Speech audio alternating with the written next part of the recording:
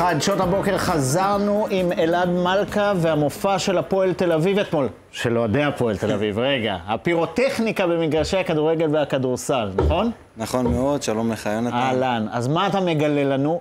אז ככה, התופעה הזאת זו תופעה שמחמירה מאוד בשנים האחרונות. תופעה שבה אוהדים, בדרך כלל מחוגי האולטרס של הקבוצות, משתמשים בפירוטכניקה. בעיקרון זה בשביל התפאורה, אבל לא מעט פעמים הם משליכים את זה, וזה באמת מסכן את האוהדים, את השחקנים. א', במשחקים גדולים, אין כמעט משחק גדול שאני זוכר, שלא נעצר לאיזה רבע שעה, שאתה מחכה שהעשן יתפזר.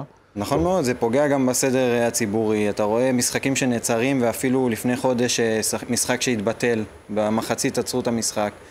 גילוי נאות, אני הייתי בו, אני הייתי ביציע שהשליחו ממנו. אבל לא אתה הברחת לא. את זה פנים.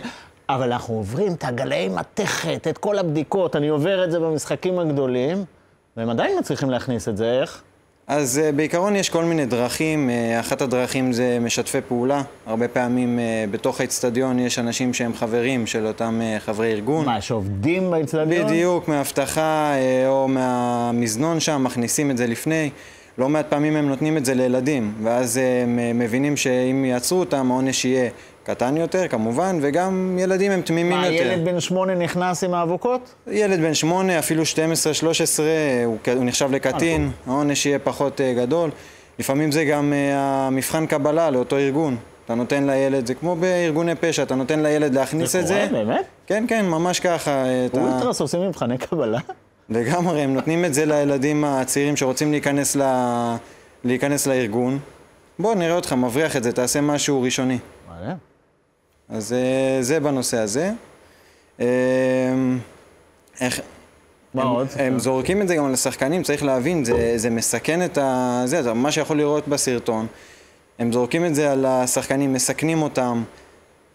האבוקה מגיעה למאות מעלות, זה לא משהו שהוא בקטנה ככה, זה יכול לגרום לקביעות קשות. אני הייתי בדרבי כשהאוהדים שלנו, של הפועל, הצליחו לזרוק אבוקה שכמעט, זה כמעט פגע בילד, והיה שם סכנת נפשות. אז לגמרי, ממש ככה, הם מדליקים את זה בלי בכלל לעשות חשבון ליד אנשים.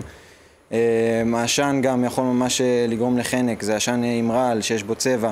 עכשיו נכון, זה נראה יפה, זה נראה טוב, אבל בסופו של דבר זה באמת סכנה, וחייבים לאכוף את זה. כדורגל, כדורסל, הבלגן כבר עבר בשני נושאים. לגמרי, זה קורה גם בכדורסל. כן, מצד שני, כן דיברת על האווירה, זה כן נותן אקשן, אווירה סטרילית במשחקים זה פחות כיף. לגמרי, אבל שוב, אתה יודע, לכל דבר יש גבול, ואם היינו רואים את זה, שזה קורה בהצגות או ברחוב, האנשים האלה היו נענשים בצורה הרבה יותר חמורה. אנחנו יכולים לראות שהענישה בספורט היא לא מספיק חמורה. בעיקר זה נמשך, מדברים על זה, זה לא עוצר. ממש לא, ממש, כאילו, אתה רואה את לפני חודש, והנה אתמול, ולא נראה שזה הולך לעצור. אין משחק שלא נעצר ככה. ממש. אלעד מלכה, תודה. תודה רבה לך, יונתן. אחלה.